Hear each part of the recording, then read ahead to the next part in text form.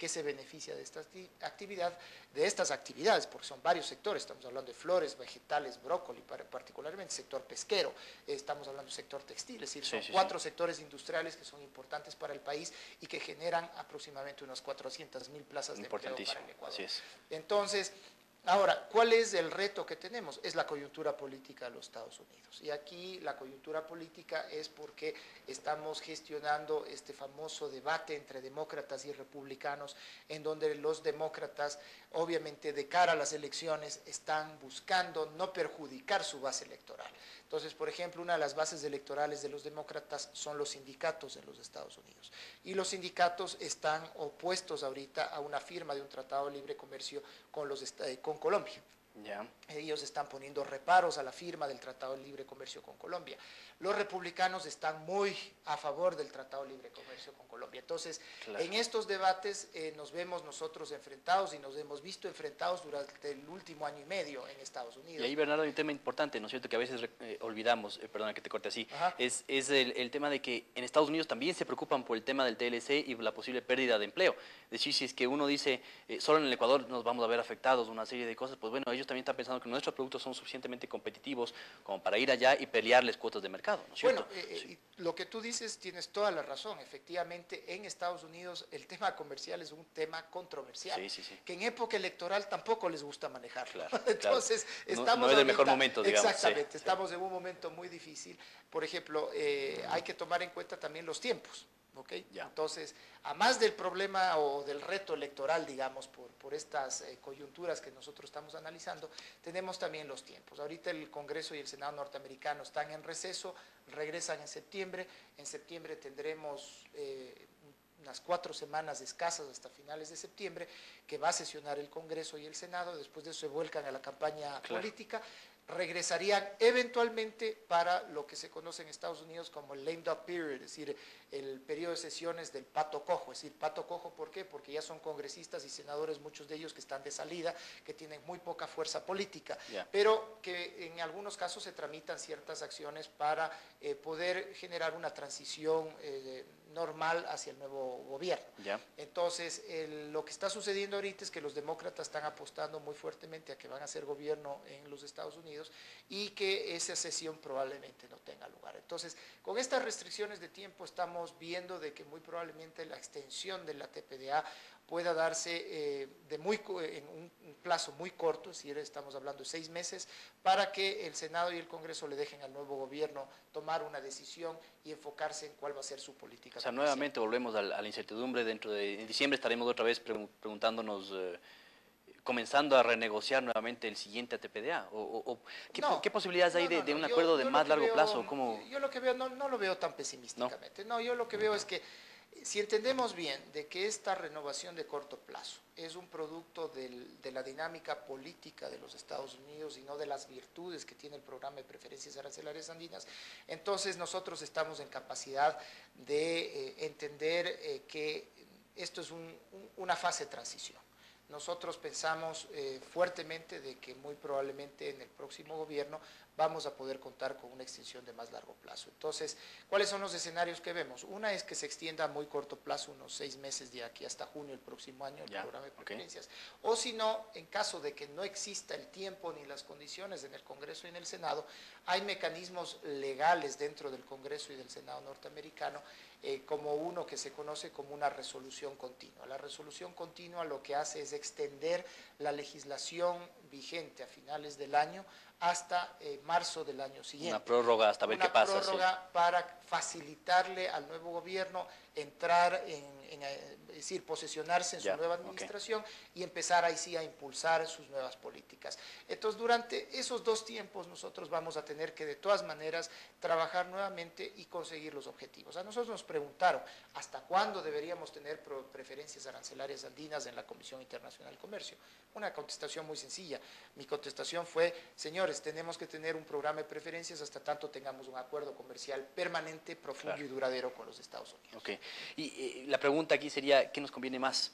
¿Un republicano o un demócrata? ¿Qué crees tú? ¿O no va por ahí enfocado ese tema? Al final, cuando están ya en la presidencia, Ya son menos políticos y menos radicales de lo que se pensaba al principio, ¿no? Sí, las políticas en Estados Unidos con los cambios de gobierno no es que sufren esas variaciones pendulares que vemos lo que aquí conocemos aquí, no es como aquí. Sí. Entonces, no, yo he visto de las últimas extensiones que hemos tenido de que la base de votación a favor de la extensión del programa de preferencias arancelarias andinas ha sido muy amplia en las dos bancadas. Entonces, por ahí yo no veo que surta ningún efecto. Ya. Es claro de que los republicanos han defendido en estos últimos tiempos el principio de llegar a acuerdos comerciales permanentes, lo que ellos llaman acuerdos de promoción del comercio, Sí, ¿no? sí, Los sí, TPAs, Trade Promotion Agreements. Entonces, que son los que acá se han llamado con la mala palabra del TLC. Sí, sí, ya no se puede hablar de esa palabra aquí. Ya. Entonces, Sí. pero son acuerdos comerciales permanentes.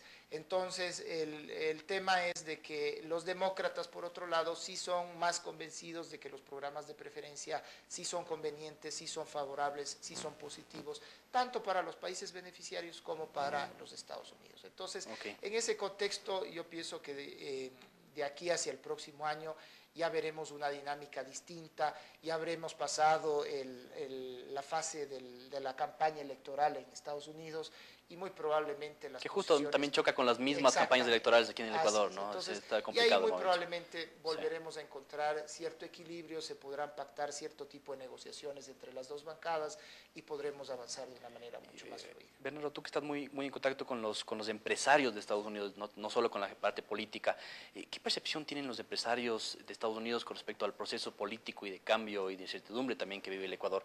¿Es positivo, es negativo? ¿Están con ganas de invertir? ¿Están con miedo? ¿Y cómo ves esto dentro de los cambios que también se dan en la región?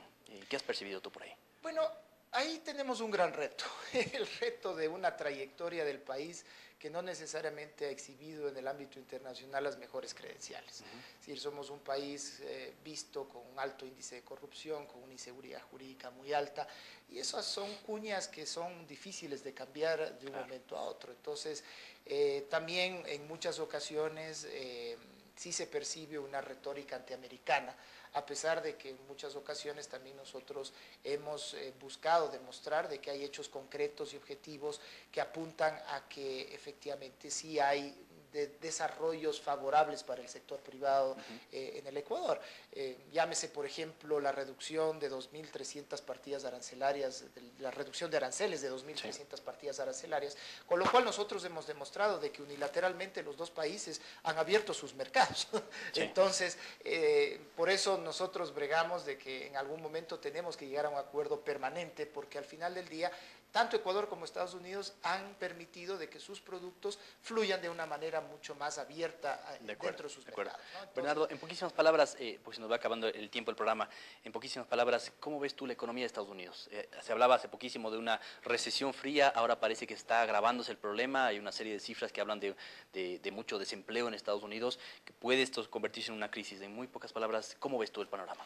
Bueno, el desempeño de la economía norteamericana es fundamental para también nuestro sector externo, ¿no? Sí, entonces, sí, indispensable. Desde el momento en que se debilita la economía, sí nos genera preocupación, pero eso justamente es un argumento que nosotros hemos utilizado para defender el programa de preferencias arancelarias. Hay 220.000 empleos que dependen del sector florícola en Estados Unidos. Y ese sector florícola depende un 75% de flores importadas, gran parte de las cuales vienen de nuestros países. Entonces, un tema de ida y vuelta, claro, es que eso hay que tener en el comercio exterior, ¿no es cierto? Entonces, por eso nosotros lo que hemos es enfocado el tema, como te decía en un principio, de las cadenas productivas. Okay. Es un círculo virtuoso, en donde hace sentido tener cierta parte de tu cadena productiva en un país y enfocarse en las otras. Entonces, la Asociación Florícola de la Florida, por ejemplo, demostró que el 86% de las flores que llegan a Estados Unidos entran por el aeropuerto de Miami. Sí. Entonces, si eso se cae, genera un problema para la economía norteamericana. Entonces, el poder precautelar este tipo de actividades es positivo para ellos y para nosotros. Si vemos las estadísticas recientes en Estados Unidos, de que se han perdido con alrededor de 50.000 empleos, creo que fueron las últimas cifras, y el sector florícola en Estados Unidos tiene 220.000 empleos.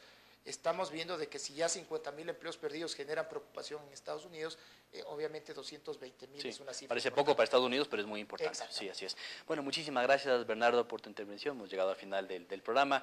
Estimados amigos, como ustedes ven, el comercio exterior, el ATPDA y un posible TLC en el futuro todavía no es un argumento que debemos